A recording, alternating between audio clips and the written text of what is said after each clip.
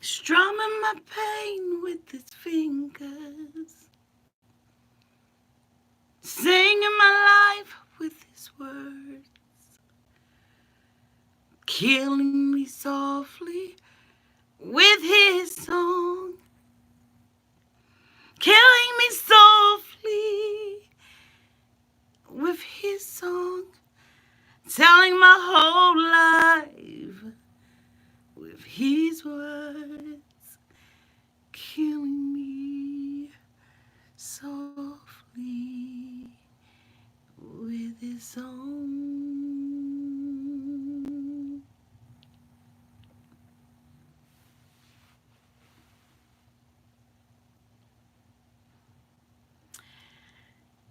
Well, hello there, and this is Auntie.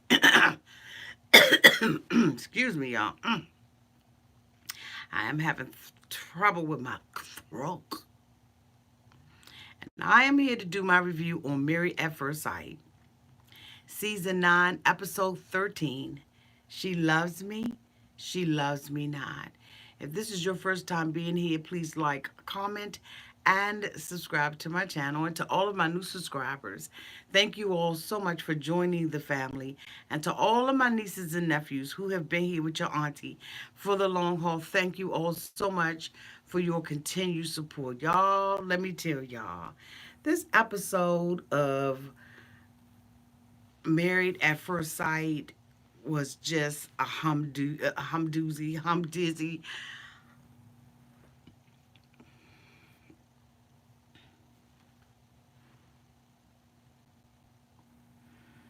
You know, episode after episode, we have watched the judges or the therapists or the counselors or the clinicians or whatever you want to call them put these couples together.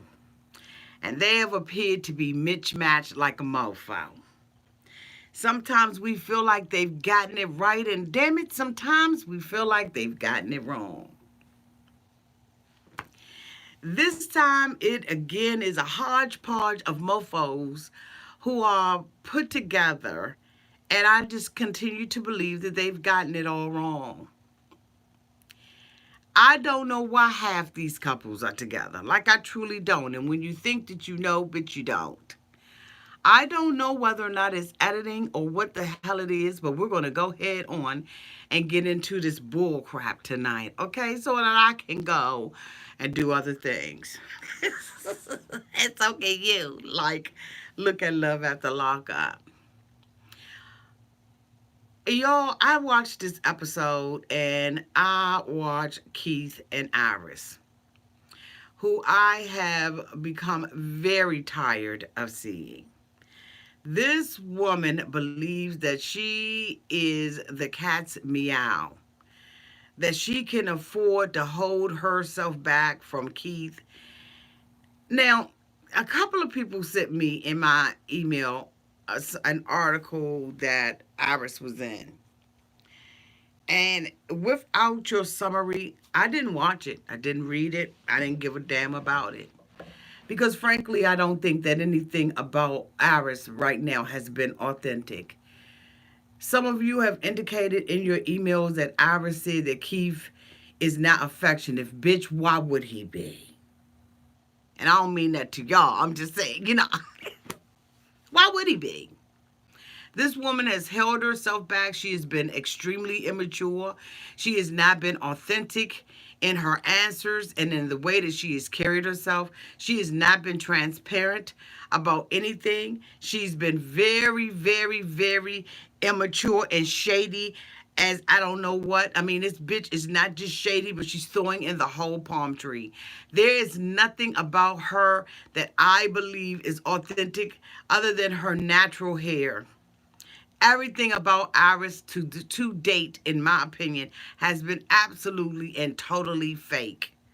We see her going through the motions with her mom and her sister, and talking about the relationship and indicating that she absolutely wants to say yes to Keith, but she doesn't know whether or not Keith is going to say yes to her. We see Keith have a conversation with his mother and talks, to his mom about, how he's feeling about this relationship, and basically Keith is unfulfilled in the relationship.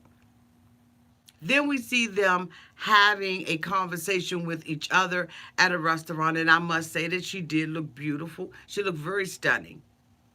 She's eating his food. The server put his food in front of them, and she decides that she's going to eat his food, even though he has asked her repeatedly to give him his food back, and that was his food.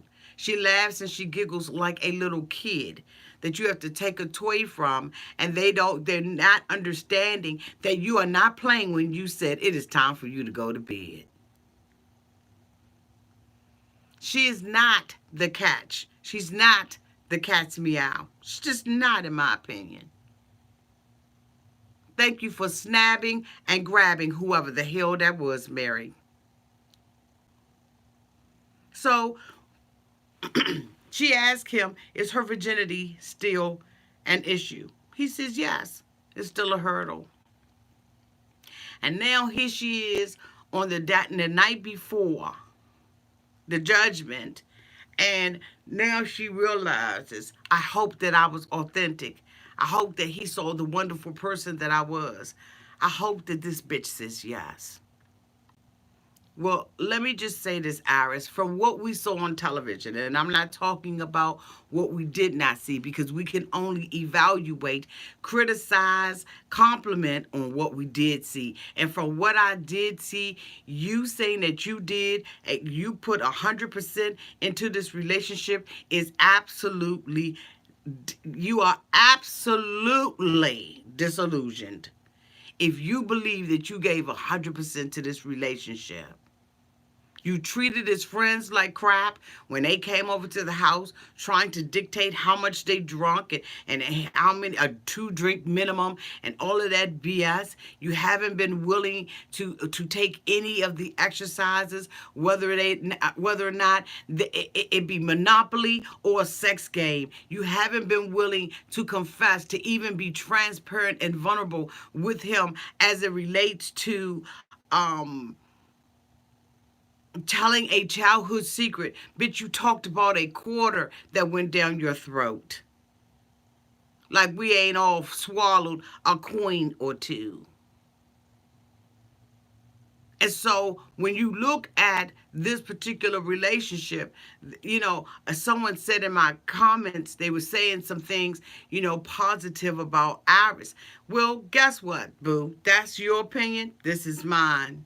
And from what I'm seeing, she's not the cat's meow. This person said that, she has a good character and a good. We didn't see any of that. We didn't see this woman go out and feed the homeless. We saw this, her support him when his grandmother passed. But guess what? Any woman would have done that. And most women would have done that in or outside of a relationship, because that's just what people do. When someone dies in someone's family and we're connected to them in any way, most of us are most gracious, and we try to do exactly what it is that we can do. She, at this time, is his wife. And so she didn't do anything that shows that she has this good character. This bitch said that she did everything under the sun, and then she waits to get on national television with a husband that she saved her virginity for. She saved her virginity for marriage. And yet, married, she still is a virgin. Keith doesn't even know if he wants it from her. And I don't know if I want Keith to want it from her ass either. She's a draining mofo who's immature as dog. She says, did I? So when he's leaving and he's sitting on the bed, he's packing his stuff.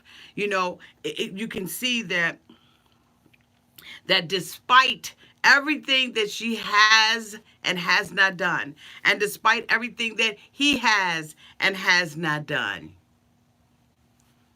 there is still something that he finds attractive about her. That's a good thing. Because for me, I did not find anything attractive about her.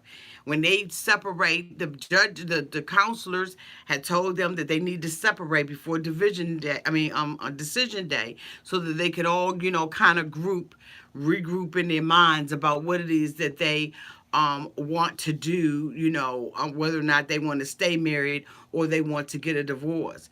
And so we see him in a room by himself, and he says that this is the first night in weeks that he has not been with Iris and he misses her. And so maybe in spite of everything, there really are genuine feelings there. But for her to come out and do an article and say that he's not affectionate and he's not sensitive towards her, he's been more than accommodating for a man, okay? A man to not have sex with his wife, to lay with a woman night after night after night, and not be able to be intimate with her in that way is just unacceptable. It's unacceptable. And if she got trust issues, then the bitch shouldn't have came on here, because this isn't for that. It's not. Thank you, Kimberly, and for sharing my video. I really do appreciate that. I have never seen anybody do that, and I so appreciate you doing that. You shared that mofo while I'm live. Okay? Thank you. It popped up on my screen. I'm like, what is that? Thank you. So, the next couple that I want to talk about is Deonna and Greg. Deonna met with her girlfriends because, of course, they want you to meet with people and all that kind of stuff. And she met with her girlfriends and her sister and, basically told them, I like him. I'm at a like with him. But I am not in love with him. I am not in love with Greg. I am not there yet. I have been working on being more transparent, honest, upfront with him. But it seems like he wants to push for more, which is what I said last week. He wants to continue to push this. He says that, he wanted a woman who was going to take him out of his comfort zone. But for him, he likes things about her, but he still wants more from her. Again, his friend tells him, if this never changes, Greg, will you be able to stay in this relationship with her? And again, he answers with, I don't know. Greg wants her to give something more. But what could he bring also to the table? I see Deonna really trying to work on being transparent. But nobody wants to be pushed out of their comfort zone. Nobody. Nobody wants to be forced to say something. So we see he creates an atmosphere for them to have a date night. And it's supposed to just be a nice night, a relaxing night of them eating and playing pool. And while they're in the midst of playing pool and she is kicking his ass at the game, he then wants to throw some in the game. So what he decides is we're going to, make a wager. If you knock a ball in, you get to ask the question. If I knock one in, I will. She asked him cute little things like, what did you like about me? What was our first date? What was the most memorable thing to you? What made you the happiest? She didn't ask him anything that would cause him to be uncomfortable or anything. They were just general questions because at this point, the night is supposed to be light. And then he gets an opportunity. He knocks a ball in. And here come this bitch with these insecure ass questions. Greg is extremely insecure. and needs somebody to kiss his ass on a consistent basis in order for him to feel good about himself. He told his friend that he knows that Deonna is the type of person who will be there for him. This is what he wanted. He wanted a woman that would be there. And she has shown him that. Ride or die, she gonna be there. But all of what she has shown him is still not enough. Because somewhere along the line in this mofo's life, okay, in this mofo's life, he never got the compliments. He never got affirmed. Never. So there's an expectation from him that she fills that void. No, you have to fill that void, Greg. You can't make it. So she said insecurity is such a turn off. Miss Michelle, abso-cotton freaking lutely. Hey, sweetie. Hey, sweetie. It's absolutely a turn off because it doesn't make a difference what she does. He's going to always be an insecure mofo. So they're playing pool. Again, this is supposed to be just a nice light night for them to just chill before decision day. He knocks a ball in because remember they had that agreement. So he knocks a ball in and he asks her, does she love him? And she sits there and she ponders it for a while. Now, when his friend asked him if he loved her, he couldn't answer it. He couldn't affirm and say yes or no.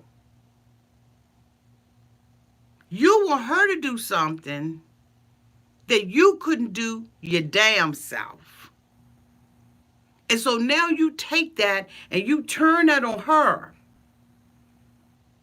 And that, to me, would have shut the whole night down. It would have shut my legs. Like, you mother. When he said that and asked her that question, I was done with Greg's ass. And she told him, I don't know. And for him, that was unacceptable. Because, see, he wants her to let all down all her defenses. He told his friend neither one of them have said the L word. So why the hell would you want her to say something that you haven't said yourself? You the man. You the head of the household. You're the leader in this relationship. You guide this relationship. Not her. Why would you ask her something like that? And I don't blame her for not answering it. She says, I don't know. Because she knew whatever she said, it was going to be damn if she did or damn if she didn't. Period. Because he's so insecure. If she had said, yes, I do love you, then he would have been like, well, why didn't you tell me? Absolutely. It's too much. And this isn't something you're ready to say your damn self. You've never said it as the man of this relationship, as the king of this house. You've never said it?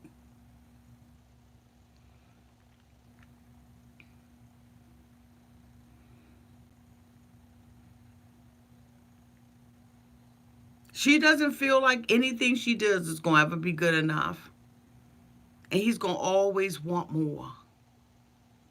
And that's because that wanting more is for him to feed his own ego. And I'm not saying that Greg isn't a good man. I'm not saying he's not a good catch. I'm just saying, bitch, you too much. Your insecurities is too much. It takes away your masculinity. A woman wants a man to be confident, bitch. Or at least a woman that has something. And a woman that is secure about who she is, like Deonna is. You want a man to come to the table and be that king. I don't want you to have any insecurities as it relates to who and what and whose you are. Now, you may have some shortcomings, and you may have some things that you need somebody to rah-rah you on, but it can't be everything. And it can't be the simple things. And it can't be what makes you feel loved. Because every day, a bitch ain't gonna get up and feel like feeding your ego. Hell no.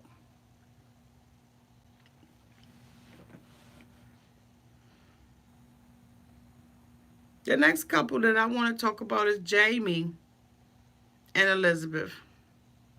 While they are at the cabin, she is most happy. She said, bitch, there was magic in the woods. She said this is the most positive that she's ever felt about her relationship with Jamie. And Jamie is eating it up. He's sucking it up. Just licking it up. And so they are on a positive track. They talk to one another about how disgusting that they have been with one another. They make apologies. And they talk, they say all the right things to one another as it relates to the wreck of a relationship that they had. They're very passionate about this relationship. But Jamie is having a problem with the sex.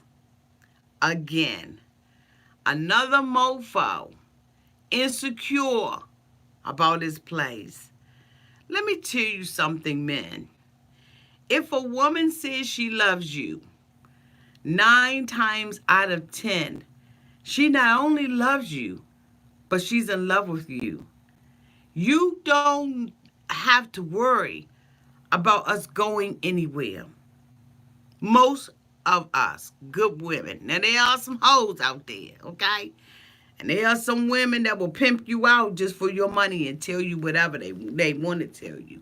But a good woman is not going to toy with you because she knows the repercussions of toying with you. We all know that whatever a man soweth, that you shall reap. And so for me, like I'm not gonna play with you. I'm not gonna do it because I don't have time to play with anybody. So why somebody talk about love after lockup on here and we talking? I know. Did I type love after lockup in the thing accidentally?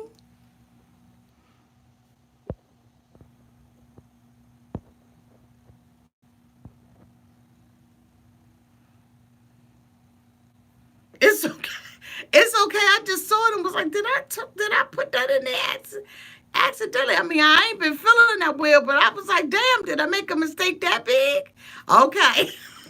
It's like, damn.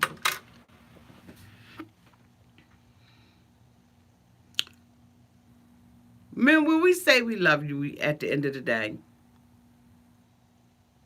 we love you. We just need you to be that man. Most women, we don't even require a lot. Like, we don't. Because we good. Especially when we get older. We don't require a lot. So Jamie sits down with her last week and he says he want to take sex off the table. But yet sex is all he thinks about.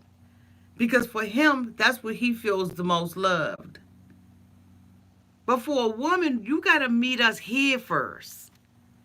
We can't have a whole bunch of arguing and all that. Now, there's a such thing as makeup sex. Yes, you break up, you make up, and you have the makeup sex. Or, because that's like, passion. Excuse me, y'all. But for the most part, if you don't meet us right here, that's right, don't forget to hit that thumbs up button. If you don't meet us right here, you're not going to get us down here. For a man, if you're not physically attracted to him, if there's not something about you physically for the most part, men are not attracted down there. Because, see, men are more visual. Women, we're more emotionally driven. But for a man, he can look at a woman from across the street and get aroused by her beauty. Most women, that's not it. He gotta get me right. He has to have we have to have something in common and good conversation in order for him to make me feel like I want to be intimate with him. Now, yes, we do like eye candy. I'm not saying that women don't like eye candy, and I'm not saying that we don't recognize a handsome man. But bitch, if we looking for somebody that we want to be with, it is not going to be based on what he looks like on the outside. I'm telling you, it's not. It's going to be based on who he is in the inside and how he makes us feel about ourselves. How do you make me feel about me?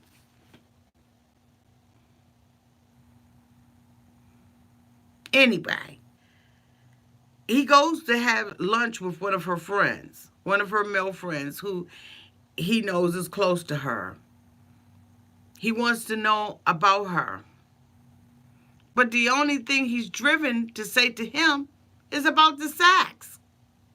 Again, he's making a decision based on what his penis wants. Okay? The friend tells him she's a very sexual person. But if you can't get her in her mind, she ain't gonna want to be with you intimately. And he seems to get it from the friend, but then when he meets back up with her, they're having a dinner. This is their dinner before the night where they gotta make the damn decision. And he tells her, "You a flipper flopper. You phony as hell. You indecisive, and you ain't a sexual creature.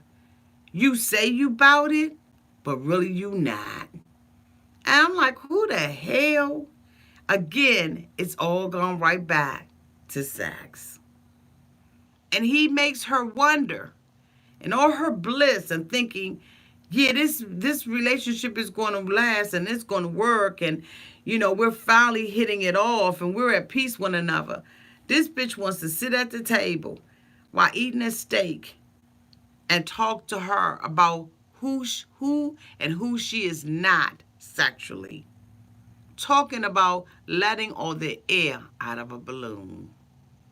And I was appalled and shocked that Jamie, who seems like he really has it together. Her mother likes him like everybody likes him.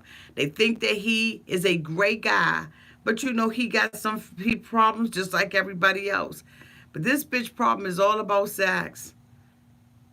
And here it is. This is a woman that he wants to be with. And he shames her about not wanting to be sexual when you were the one that sat there at the ice cream shop and took sex off the table. You don't know what the fuck you want. You just want somebody to lay with and sleep with because you equate sex to love, and it's not.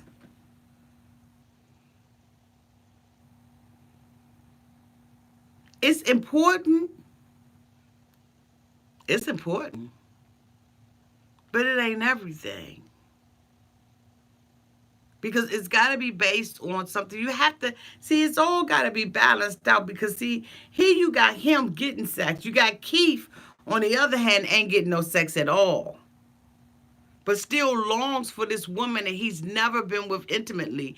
But he still sees it as a problem because you can only suck a dick for so much. Let's just be real about it.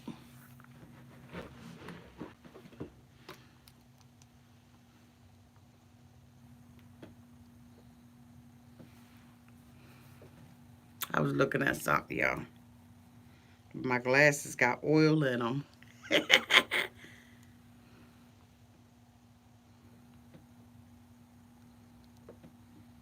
Okay, looks like a moth came in with me. So I'm going to have to get that bitch as soon as I finish, okay? And then last but not least is Amber and Matt.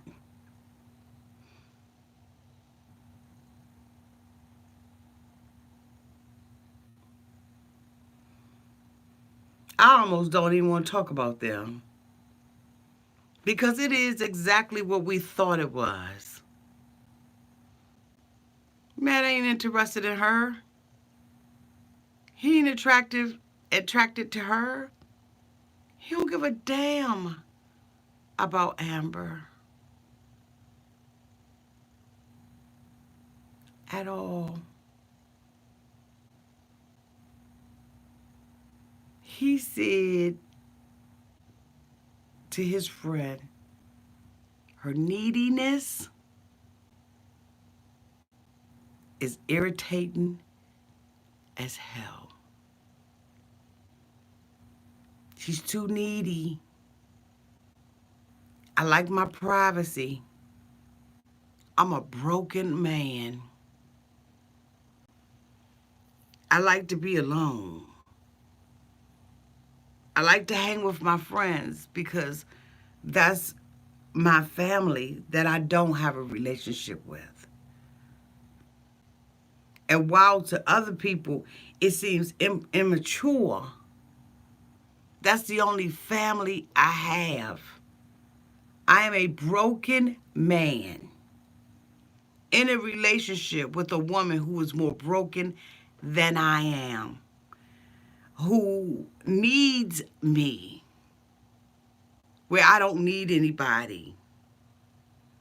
And because she's not physically what I like,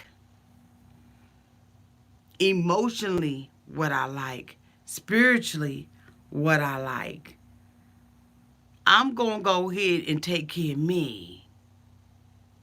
The judges have criticized me. Not the judges, the therapists and the counselors have criticized me, and rightfully so. If you don't want to be in this, bitch, say you don't want to be in it. But Amber is so clingy that when someone is clingy like that, it's hard as dog fuck to let them go. Because you don't know how they're going to handle it mentally. Now, this isn't blaming Amber, because Amber absolutely has been a victim to Matt's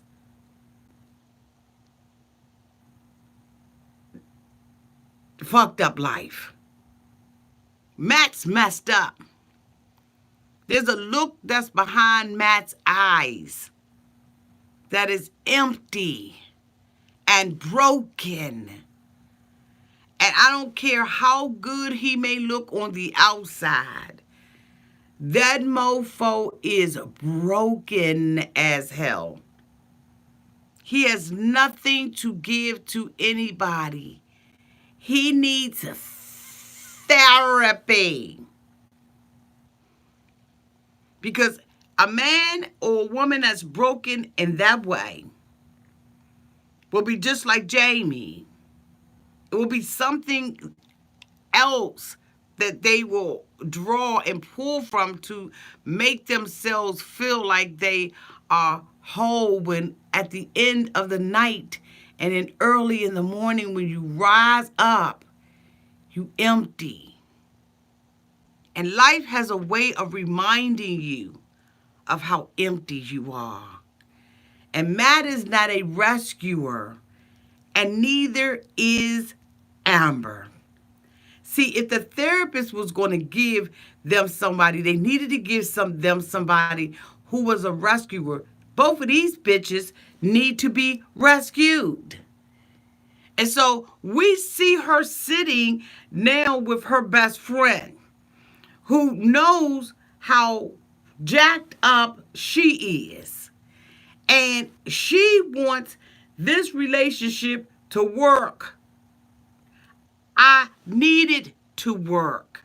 For my mental stability, I need this to work. And I need every sign, red flag, every inkling, every sixth sense to be wrong. I need to blank out the fact that he is showing me and giving me signs that, one, he doesn't love me.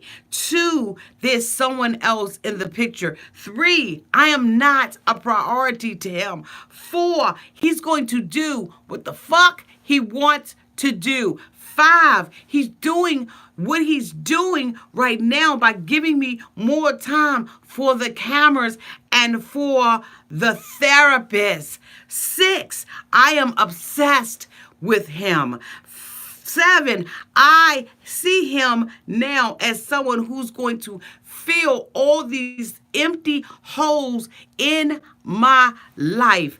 Eight, I can't be wrong about this. I've got to be right. Nine, I'm in control of everything else but him. And I need to be in control of him. And number 10, this man is not attracted to me whatsoever.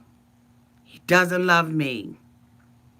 But I need all of this to be wrong so that I can be right. And no matter how much he walks over me and treats me disrespectfully, and how much my best friends and my sister, my fucking aunt, and everybody tells me that you deserve better, I know that there's something in me that is so broken that I don't think and I don't believe that I deserve better. And because you are like that, the word of God says, as a man or a woman thinketh in their heart, so are they. And so you eat the fruit of who you think you are, who you see yourself as. You will not get the better because you do not deserve the better. So you take all the dirt, the trash, the trashy men, the men who will abuse you, because then it justifies how you feel about you. Hear me. I am an abandoned woman. I am a victim. My mother decided she was going to leave us when we were younger. I am that victim. And this is my happy place. This is the place that I have learned and grown and matured in. And so there's nothing anyone can say or do to make me not be in this happy, victimized place. And everybody that I draw to me will remind me and help me be comfortable in this space. I don't want to be saved. I don't want to change. I want to be with Matt, thick and thin, and I don't give a damn about signs, signals, lightning bolts, fire, bitch, floods. I don't care that the roof is coming down on my relationship because this is my happy place. I love being broken. I take joy and comfort in being broken. I'm almost drunk with the spirit of being broken. And so Matt, who is already broken, but doesn't like being broken, goes out, sleeps with another woman. And Amber, who don't give a fuck about herself. She don't fix herself up for nothing. And if she does, it's a half-ass effort. If the clothes are together, the face and the hair is fucked up. If the hair and the face is together, the clothes fucked up.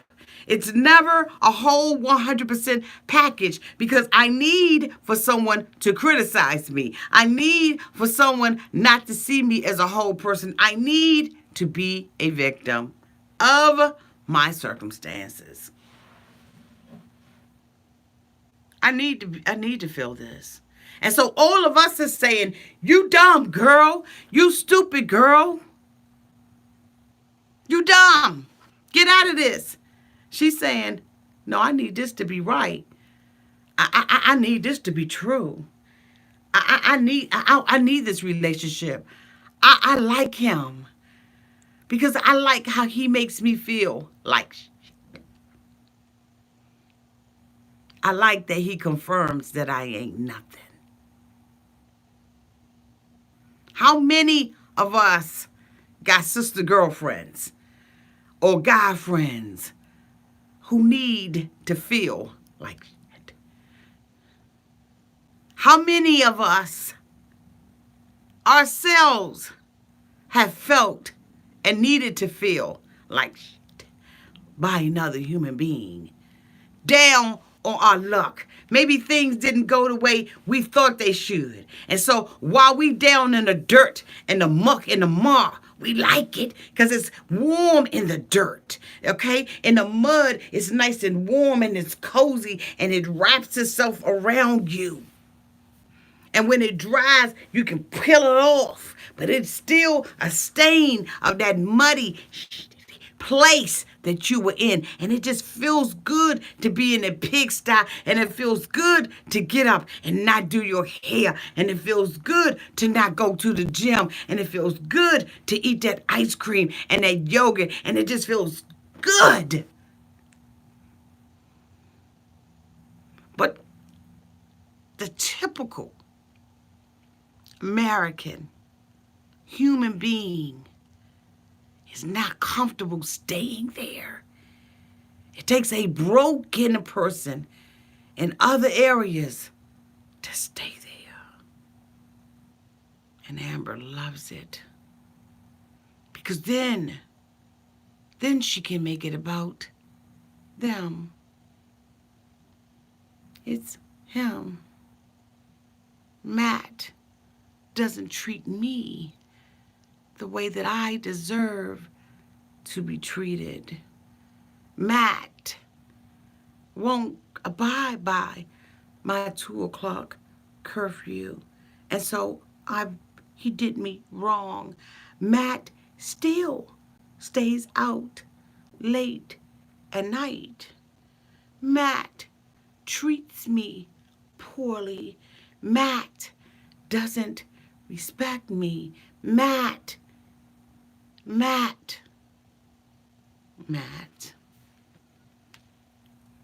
It's easy to blame somebody else for you enjoying pain.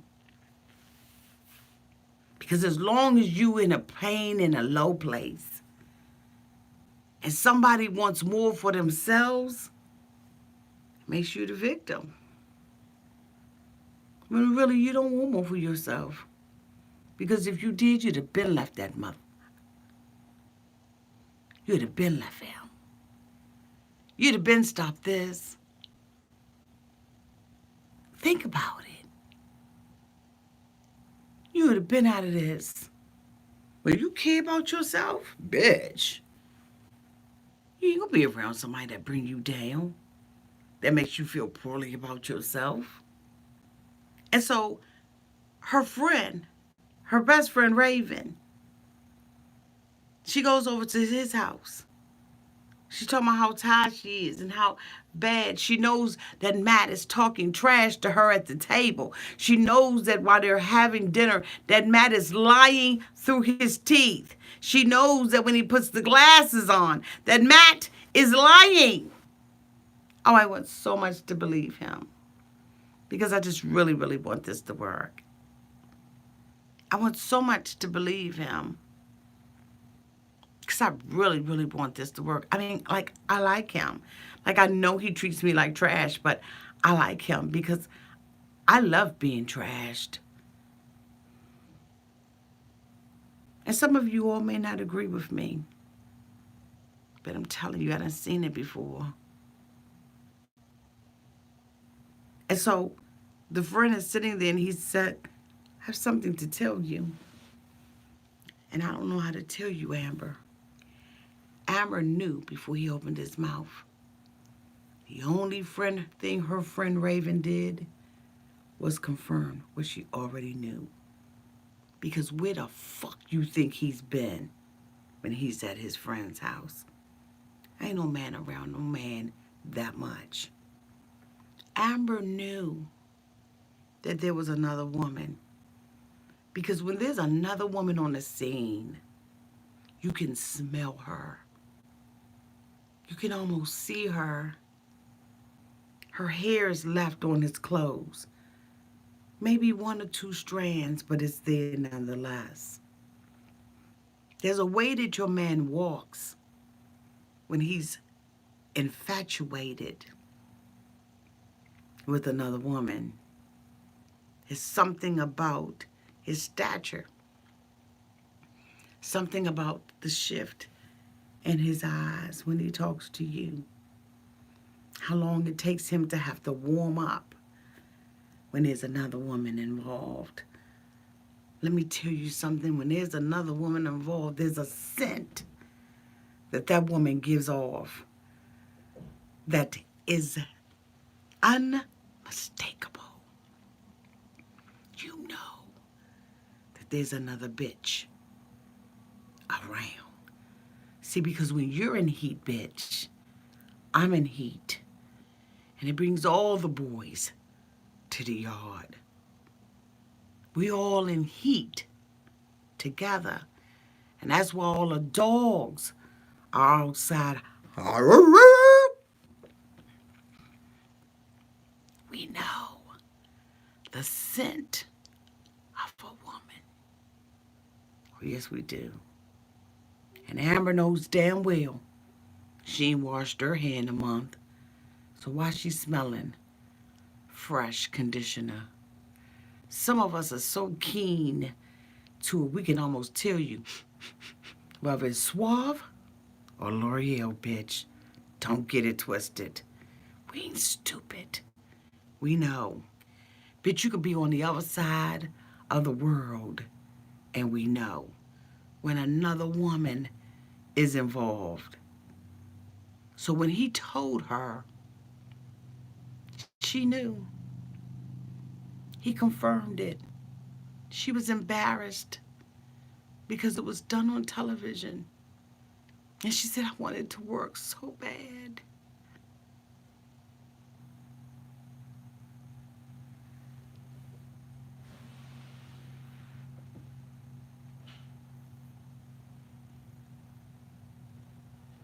And then she cries. She's broken.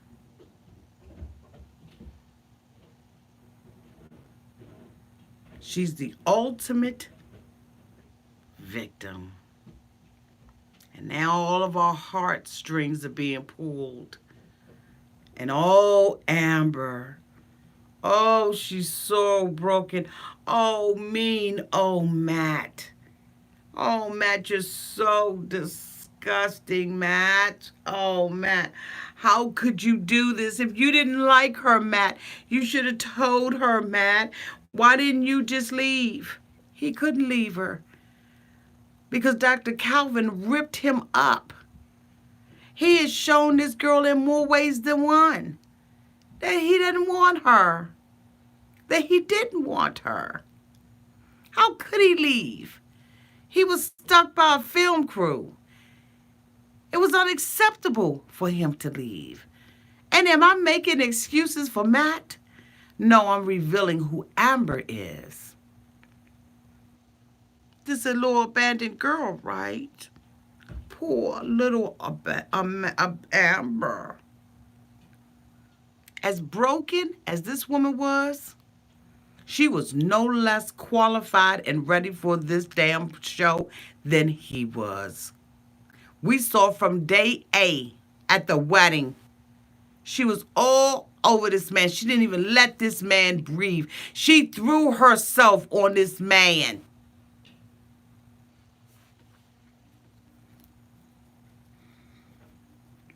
Now go ahead on and rip Auntie there up in the comment section. I can handle it. But bitch, don't be disrespectful. But I'm telling you what I know. And I know what I know. Because, see, we all got them people that want to be victims and stay in relationships that's just busted and disgusted. And when something happened, then you want to call and cry and boo-hoo and he did this and or she did that. Mm-mm. And we ask them, why are you still in the relationship? I love them. I love them. I love them. I love them. What's love got to do with it? What's love but a secondhand emotion? What's love got to do with it? Who needs a heart? Bitch, when a heart can be broken. Amber's heart was broken by her mother, and so was Matt's. And you put these two broken pieces together and think you're going to get a whole part? Who does that? Who fixes something broken with something broken? Who does that? The experts.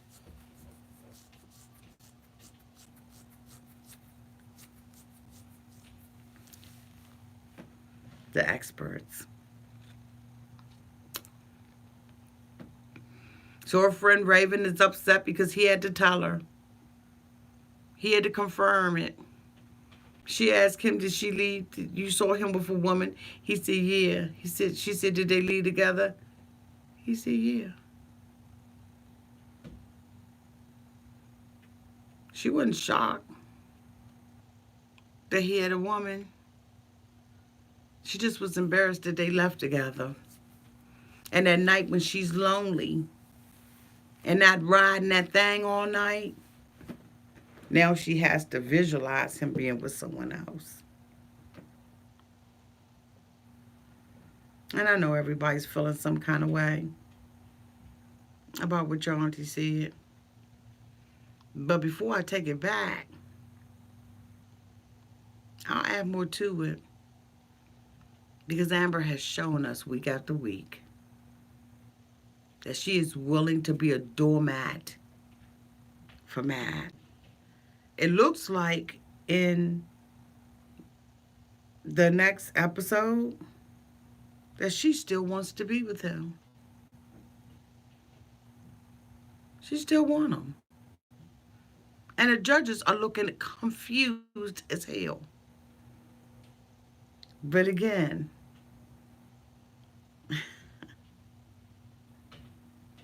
this is where she likes to be. Thank you all so much for being here and for looking at this review. Thank you so much for the young lady who shared the video while I still was yet going. Okay, thank you.